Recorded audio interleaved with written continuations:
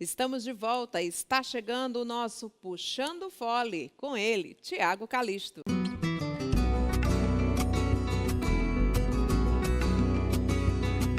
Oi, Carla, é um prazer estar aqui puxando fole mais uma vez. Hoje eu tenho o orgulho de trazer diretamente do Maranguape um dos maiores talentos do acordeon no nosso estado, no nosso país. O cara toca muito. Tenho o grande orgulho, a grande satisfação, o prazer de finalmente, graças a Deus, trazer meu amigo Vaninho do acordeon. Eu que agradeço, amigo Tiago. Até que enfim deu certo, né? Finalmente, cara. Fazia tempo que eu tentava trazer esse homem pro Puxando Fole, mas finalmente deu certo. É um prazer participar aqui com você, que com certeza, sem dúvida. Satisfação é nossa, do público que vai ouvir as suas histórias, ver o teu talento nesse instrumento. Vaninho, tu começou a tocar com quantos anos, cara? 8 anos de idade. 8 anos de idade? Foi. Filho de músico, como é que Não, foi o processo? Na minha família ninguém toca nada, infelizmente. Mas assim, eu fui muito incentivado pela minha mãe, né? E um tio meu também que gostava muito na época de violão e tal. Meu tio chamado Carlos, e dava força também. E minha mãe também me incentivou muito, né? E tinha instrumento? Como foi assim? Tinha. Tu teve um professor, foi sozinho? Como é que foi? Foi. Eu vi um senhor lá do interior tocar, chamado senhor Zé Carneiro. Ele ainda é vivo. E aí, antigamente tinha aqueles leilões, né? Da festa de padroeiro e tal. E eu pequeno, eu ia ver ele tocar. E aí comecei a despertar pela sanfona, né? Aos 8 anos logo. O pessoal disse que começa novinho mesmo, né, pra tocar. Pois é. E aí ganhei logo uma sanfoninha de 80 baixos, vermelha. Aí já comecei a aprender alguma coisinha. E qual foi a primeira música que tu tocou? Rapaz, a primeira música...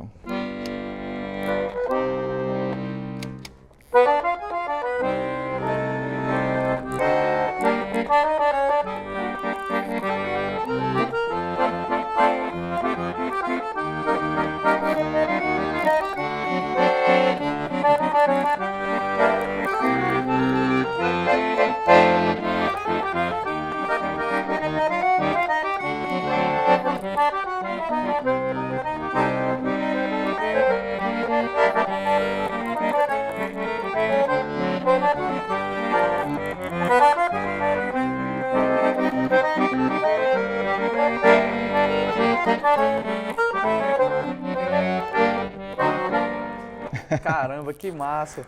Vaninho, assim, te fazer uma pergunta que eu fico assim impressionado, porque você tá tocando aqui esse instrumento, é como se você estivesse fazendo duas coisas ao mesmo tempo, né? Porque você tem a mão direita e tem a mão esquerda.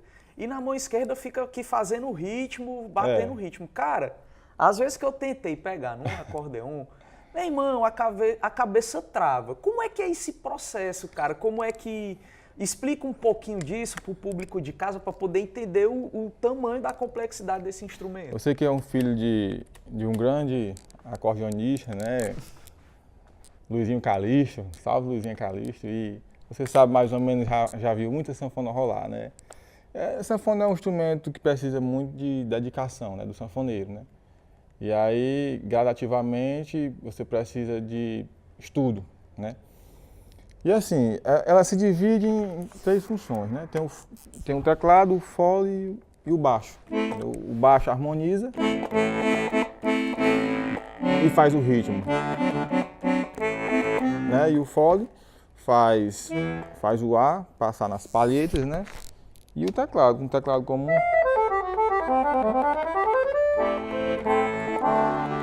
Mas assim, é um instrumento de alta sensibilidade, né?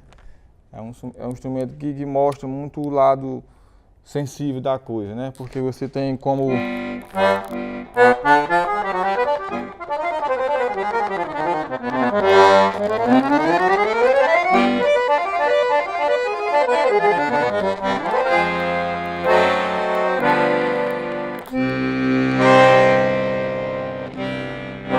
Um som bonito esse instrumento. E dentro desse processo, assim, de desenvolver, porque o cara começa, ele aprende a criar algumas músicas, mas existe um determinado estágio que o cara malha muito, estuda muito para poder ultrapassar. É verdade. Tu ultrapassou esse estágio com mais ou menos quantos anos? Quem foi que te ajudou? Quem foi que te deu alguma orientação? Como é que foi isso? Eu, assim, ao chegar aos 14 anos, mais ou menos, eu comecei a tocar numa 120, né? Passei para uma 120. Logicamente, fui lá no Mestre Irineu, né? A família Araújo, que eu devo muito a ela também. E aí comecei a ver algumas peças, o Irineu começou a me mostrar, Turpin também, Araújo, e Auri Araújo, começou a mostrar, assim, o lado mais erudito do acordeão, né? Tem um lado popular e tem o lado erudito, e tem muitos estilos a ser cobrado do sanfoneiro, né? Como você sabe, porque a sanfona toca tudo, né? Tudo que quiser. E aí eu comecei a estudar e a partir de 17 anos, né, fui muito ajudado pela família Araújo, né? Te orientaram bem. Muito, muito. Mostra uma peça pra gente dessa época, assim, que quando tu aprendeu, que tu tocou, assim, perfeito, caramba, não imaginei que eu conseguisse tocar essa música.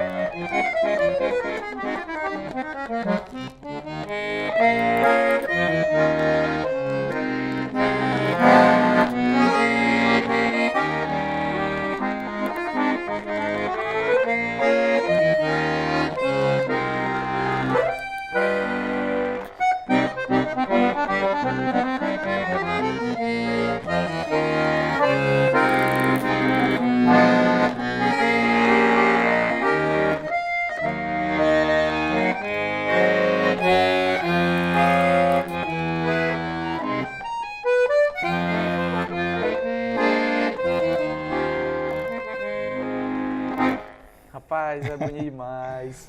É Domingues? Vou de Sérgio Panas. Domingues era gênio mesmo. Com assim, certeza. Incrível, Com porque certeza. conseguia fazer essa coisa popular e erudita e explorar, assim, é um universo, né, Domingues? Um universo mesmo de aprendizado, viu? Teve contato com ele, Vaninho? Muito, assim, muito. Assim, quando ele chegava em Fortaleza, né, a gente sempre se via e eu ia visitá-lo lá no Eurides. E assim, eu vi o tamanho da pessoa que ele era, assim como músico, né, e uma pessoa como um ser humano, sabe? E sempre era uma aula, né, sempre era um aprendizado, cada vez que a gente se encontrava, com certeza. Maravilha, cara. Vaninho, puxando um pouco mais pro forró, assim, que tem uma diferença entre o cara tocar essas músicas mais eruditas e o forró. Então, assim, é muito difícil você ver um europeu conseguir tocar forró. Embora os caras toquem umas coisas assim que sejam absurdas, umas valsas extremamente difíceis que demandam muito estudo. Isso é verdade. Mas o forró tem um negocinho, cara, que o Adel sempre fala nisso aí, que eles nunca conseguem tocar assim como a gente toca aqui. Toca não, cara, não toca não. E é verdade, né? O nosso lado do forró tem muito o que fazer, né? O choro, né?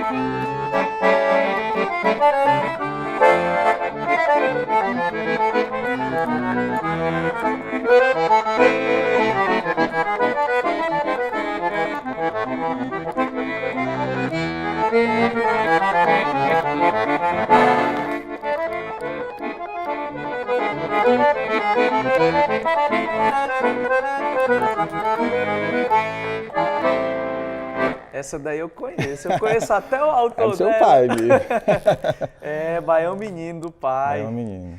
Vaninho, eu queria te pedir, cara, assim, que tu tocasse uma música agora, assim, que quando tu tá em casa, tá assim, o cara tá com os problemas do dia a dia e tal, aí o cara pega aqui um instrumento, assim, pra desopilar, pra esquecer os problemas e o cara pega e toca Pega essa no música sanfone e aqui. vai. Qual é a música que é o teu remédio, o teu calmante?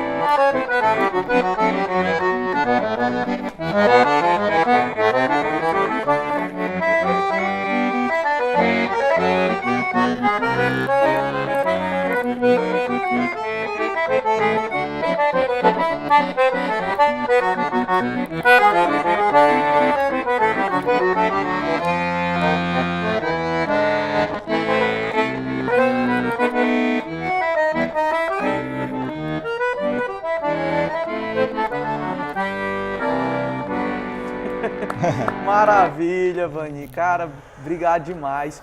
Antes de eu me Eu que despedir, agradeço. eu quero te pedir para tu passar teus contatos, tuas redes sociais, para quem quiser te contratar. Beleza. Nosso contato é, como a gente faz um trabalho popular, né? Eu e a Nicinha, né?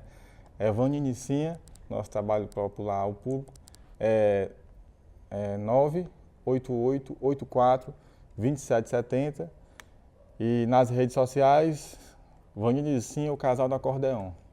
Abraço para a Pode- Nicinha, a gente vai trazer ela aqui também, que Com certeza. ela também é uma das grandes referências aqui do acordeão do nosso estado. Com certeza. Vaninho, cara, muito obrigado mesmo, viu? Eu que Te agradeço. demais. E é isso, Carla, a gente vai ficando por aqui, até a próxima, se Deus quiser. Obrigada, Tiago. Um cheiro grande para você e até a próxima participação aqui no nosso Almanac. Agora, a gente vai falar de boas atitudes, mais precisamente sobre as caravanas solidárias que desenvolvem ações sociais voltadas para seres humanos e também animais em situação de vulnerabilidade. Aqui do meu lado, eu recebo o médico veterinário e idealizador desse projeto, o professor Ricardo Figueiredo. Muito obrigada, professor, por sua presença aqui no nosso Almanac. Obrigado. Essa caravana solidária, esse projeto surgiu a partir de uma cadeira da Universidade Estadual do Ceará? Na verdade, a cadeira foi uma consequência, Ah, foi ao contrário. exato, da criação de uma ONG chamada Grupo Cristão Mão de Luz, que foi criada há 2 anos com o propósito de unir as 3 diferentes correntes cristãs, católicas, espíritas e evangélicos. Então é ecumênico, então. É ecumênico, é uma ONG sem bandeira religiosa específica, cujo objetivo principal é colocar em prática a ética cristã. Mas surgiu na Universidade Estadual? Onde é que a Universidade Estadual entra nessa história? Pelo fato, eu sou professor do curso de veterinária, né? E também criador dessa ONG e presidente atualmente da ONG. Ah, tá então, certo. as coisas estão associadas. E essas caravanas solidárias que fazem parte de um dos projetos, na verdade, a gente sempre faz em parceria com a Faculdade Veterinária da Universidade Estadual Como é do que Ceará. funciona? A caravana circula somente aqui por Fortaleza, vai para as cidades metropolitanas, para o interior? Eu vou explicar um pouquinho da ONG. Então, essa ONG, ela se fundamenta em 4 projetos principais. Tem um projeto chamado Caravana do Evangelho, que visa justamente a visita a comunidades carentes, pessoas doentes que não podem se deslocar. Então, algumas pessoas do grupo vão lá e conversam com essas pessoas. E tem o projeto chamado Dignidade, que essas incursões na favela são detectadas algumas deficiências de moradia e o grupo se reúne e faz pequenas reformas de moradia para dar mais dignidade a essa população, incluindo também a reforma de escolas carentes. Esse é um projeto Dignidade. E tem um outro chamado Projeto Ensinando a Pescar, que é exatamente para tirar as pessoas da condição de mendigância, dando cursos de curta duração, auxiliar de pedreiro, eletricista, artesanato. Não dá um peixe, ensina a pescar. Exatamente. Então, é um projeto nesse sentido. E tem um projeto bastante interessante, que é chamado de Vivência Cristã. Esse projeto Vivência Cristã, ele é feito sob o formato de caravanas solidárias. Então, o grupo decidiu fazer uma caravana a cada 2 meses, né, envolvendo alguns grupos vulneráveis. Nós trabalhamos, por exemplo, existe a primeira caravana, que é a caravana Solidária Idade e Luz, que visa abrigos de idosos. Então, na realidade, durante 2 meses são arrecadados tanto recursos financeiros quanto itens de higiene pessoal, alimentícios. E não só a questão da arrecadação. A gente vai ao local entregar, existe uma interação com os idosos e nesse processo nós começamos a convidar os alunos para participar dessa ação. Então, de um lado você tem... Podem ser só os alunos de veterinária? Não, qualquer pessoa pode participar do grupo e essas caravanas são abertas ao público. Elas têm como objetivo oportunizar as pessoas à prática da caridade e à vivência de contrastes sociais. Certo. Então, esse é o propósito principal. É uma experiência super interessante, né? E que tem realmente crescido a cada dia. E é até bom para quem não tem a vivência disso, às vezes tem uma realidade completamente diferente, com muito conforto, com tudo às mãos, né? Percebe o lado oposto da vida, né? O que é a dificuldade, o que é não saber o que comer no dia seguinte. Essa troca de experiências acontece. Com certeza, é magnífico a experiência. E uma outra ação é voltada para o outro extremo, que seria abrigos de crianças, né? Crianças carentes, muitas vezes crianças que são abusadas sexualmente pelos pais, que estão nos abrigos. Então, a gente faz uma grande caravana para arrecadação de brinquedos, livros infantis, leite em pó, e os participantes, os voluntários, participam desse processo de arrecadação, de mobilização, e vão justamente fazer o processo de entrega. Então, existe o que a gente chama de vivência cristã, esse contato humano, né, brincadeiras, abraços com essas pessoas, a experiência é muito interessante. E qual é a periodicidade dessas caravanas? Bom, existe uma caravana a cada 2 meses. Então, você vai... Uma caravana diferente a cada 2 meses. A cada 2 meses, exato. Então, você começa com a caravana dos idosos, 2 meses depois tem a da criança, 2 meses a caravana dos hospitais psiquiátricos, a 4ª caravana, 2 meses depois, é para detentos, que é chamado para atender o projeto Livro Aberto da Secretaria de Justiça. A 5ª caravana do ano é exatamente para o sertão, para arrecadar produtos alimentícios para o sertanejo. E a 6ª caravana é voltada para pacientes com câncer do SUS e doenças sexualmente transmissíveis de hospitais públicos. Então, e os animais? Porque eu falei que vocês ajudam pessoas e animais. Onde é que eles entram nessa caravana questão? dos animais foi decorrência da cadeira. Então, o grupo, na verdade, ele não visa diretamente... Então, seria a 7ª caravana, no caso. A questão não chega a ser... A gente não faz caravana para os animais. Isso, eu vou explicar depois a questão da cadeira, foi decorrência da cadeira de liderança. Que alguns alunos da veterinária quiseram fazer ações em abrigo de animais. Então, aí essa caravana é um pouco a parte específica da veterinária. Quem que quiser fazer parte dessa caravana, descobre o dia que vocês vão fazer, descobre como quem quiser visitar a nossa página, existe todo um calendário de caravanas lá. Então, posso dar... Pode, com certeza. Então, é www.mãodeluz.org.br. Então, tem todas as informações. Nós precisamos de voluntários, o grupo é aberto. Todas as pessoas que não têm nenhum preconceito religioso, que quer exatamente essa mistura de correntes cristãs, são bem-vindos na ação. Eu acho que todos têm o mesmo pensamento, né? Fazer o bem, respeitar o próximo, ter amor a Deus. E é porque, às vezes, falam de formas diferentes, né? Sim. Inclusive, por exemplo, eu sou professor da veterinária e no laboratório nós temos um grupo de estudo ecumênico semanal de ética cristã. Então, a gente se entende muito bem, os meus alunos que são da área de tecnologia, né, discutindo ali evangélicos, católicos, espíritas, numa maior harmonia. Isso não tem necessidade. Para mim, eu acho que a disputa religiosa é um contrassenso, né? É contrário à questão da ética cristã. No dia né? que a gente aprender isso, eu acho que muita coisa vai ser resolvida nesse mundo. Por isso que está tão conturbado aí, que ainda não entenderam o verdadeiro significado. Porque não precisa, as diferenças são muito pequenas e a essência é a caridade. Não precisa disso. Eu acho um contrassenso essas disputas religiosas, né? Onde não deveria nunca haver disputa religiosa, exatamente no campo religioso, né?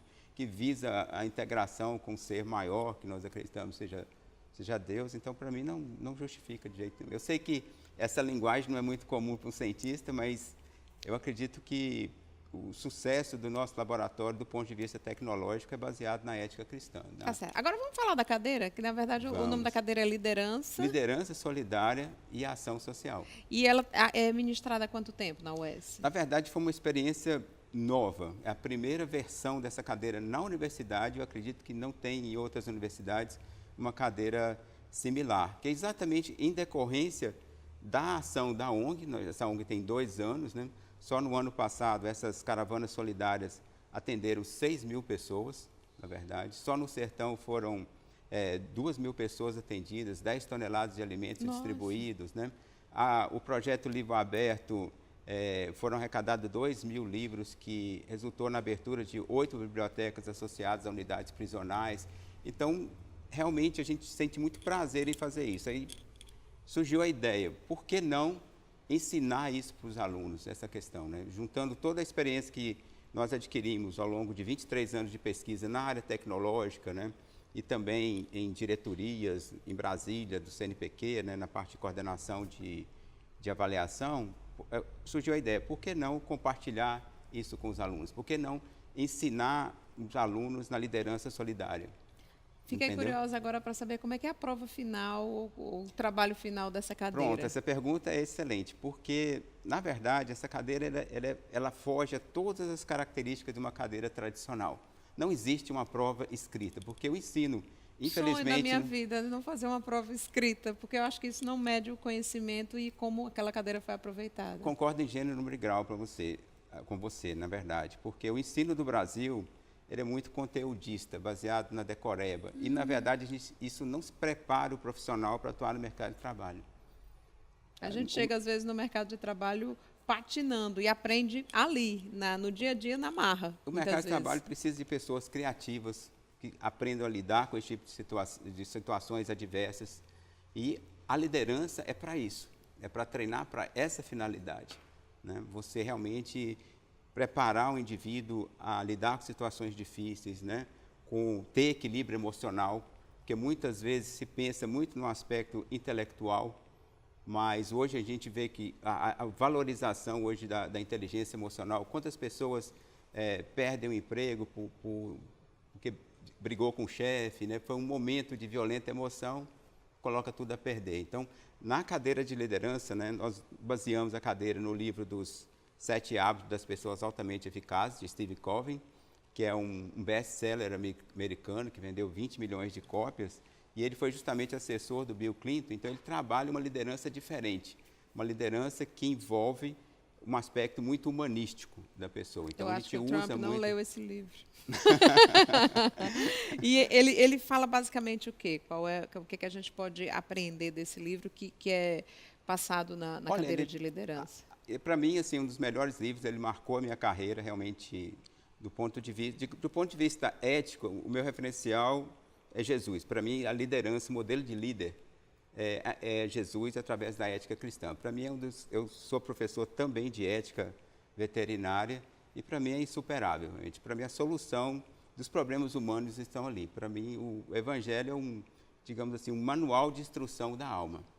Apesar de ser cientista, eu estar 23 anos militando nessa área, eu preciso me curvar diante da beleza da ética cristã, que é sensacional, eu acho, nesse aspecto. Mas o livro do Steve Covey, ele trabalha os diferentes aspectos da liderança, né? Primeiro aspecto, a questão, todo líder ele precisa ser primeiro, ter a independência, né? Então, ele precisa ser um líder de si mesmo, então nós temos a questão da proatividade, o líder não espera as coisas acontecerem, ele faz as coisas acontecerem. A proatividade envolve a ação em vez de reação. Ou seja, Ele é inquieto. Exato. Ele procura fazer as coisas acontecerem, né? Na verdade. E o líder, ele precisa ter também um objetivo, ele precisa saber onde que ele quer chegar, né? Então, isso é que a gente chama de o segundo hábito da liderança. E o terceiro hábito, que é muito importante, a gente vê que todo mundo tem 24 horas no dia, mas as pessoas utilizam esse tempo de forma diferente. Não dividem direitinho, né? Exatamente. Então, o Steve Covey trabalha assim, com o que a gente chama de fazer as coisas mais importantes primeiro. Então, é uma questão da priorização das coisas que são mais relevantes. Não somente das coisas urgentes e importantes, mas, por exemplo, ele trabalha o aspecto da harmonia familiar, que você não tem que ficar só trabalhando, você tem que manter o equilíbrio entre trabalho, religiosidade, família. As três coisas, esses três pilares são igualmente importantes, porque a gente tem uma tendência a exagerar no trabalho e muitas vezes as pessoas se tornam infelizes. Então, esses três hábitos que nós chamamos da independência na liderança, né? A proatividade, você ter um objetivo, saber onde você quer chegar e saber priorizar, é o aspecto primeiro que a gente chama de liderança pessoal. Aí parte para um segundo aspecto da liderança que a gente chama de interdependência, porque o verdadeiro líder, ele precisa liderar outras pessoas em qualquer situação. Ele tem que realmente... E o líder não é aquele que manda, é aquele que comanda, né? Ele precisa ser respeitado não pelas pessoas o temerem, né? Mas exatamente por confiarem na liderança. E pelo exemplo que ele dá, né? Por saber que ele mora nessa direção, que ele vivencia aquilo que ele está tentando pregar, né? Então, a interdependência na liderança, ela envolve aquelas táticas que todo mundo chama, né, sabe, né, a questão do ganha-ganha, o win-win ou no deal, né? Ou as duas partes ganham ou não se faz o negócio. Então, sim, toda relação pessoal tem que haver um ganho recíproco. Então, o Steve Covey trabalha esse lado humanitário na liderança, porque muitas vezes você ganha um negócio, a pessoa fica insatisfeita e nunca mais vai ter relação com você. Então, não vale a pena. Então, ele trabalha esse aspecto humanitário da liderança. E aí parte para um outro aspecto importante, né, da liderança humanitária, que ele fala justamente de você, primeiro, tentar entender o outro antes de colocar o seu ponto de vista, né, que é exatamente a empatia. Muitas vezes a gente vê que a liderança se torna pouco eficaz porque as pessoas já rotulam as outras, na realidade. E a gente vê que as reuniões muitas vezes se tornam improdutivas, seja no ambiente de trabalho, que as pessoas não estão preocupadas com o que o outro está dizendo, e sim com aquilo que elas vão falar. E quando você está pensando naquilo que você vai dizer, você está deixando de ouvir. Então, acaba que não existe um diálogo, ou seja, não existe uma via de mão dupla. Então, o Steve Covey ele diz que a gente tem que aprender a ouvir intensamente o outro, para tentar entender o ponto de vista do outro. Então, vencido esse aí seria o quinto hábito. E chega no sexto hábito, né, que você adquiriu todos esses outros, você vai para a sinergia. Às vezes, você numa discussão, você tem dois pontos de vista, né, tem um ponto de vista, o outro, mas, na verdade, o melhor ponto de vista é o terceiro, a junção dos dois, né? E isso resultou nas caravanas solidárias, né? E eu quero só, infelizmente, porque o nosso tempo está acabando, eu queria saber quem puder participar e quem quiser participar das caravanas, como é que faz para entrar em contato com vocês? Exatamente pelo nosso site, né? A cada 2 meses você tem a a realização de uma caravana, é só entrar em contato conosco e participar. Vamos e será repetir, o muito site é bem-vindo. Mãos de Luz. www.mãosdeluz.org.br. mãosdeluz.org.br. Então, a cada 2 meses é uma chance que você tem aí de ajudar as pessoas. Tá Obrigada, certo, muito obrigado. professor, por sua participação Obrigado. aqui no nosso programa. A edição de hoje, infelizmente, vai ficando por aqui. Um grande beijo, Ceará, um beijo, Maior Brasil, um cheiro bem grande para todo mundo. Até o nosso próximo encontro, a nossa próxima edição do Almanac. E você vai ficar um pouco mais com a musicalidade do quarteto do Marcos Souza Quarteto.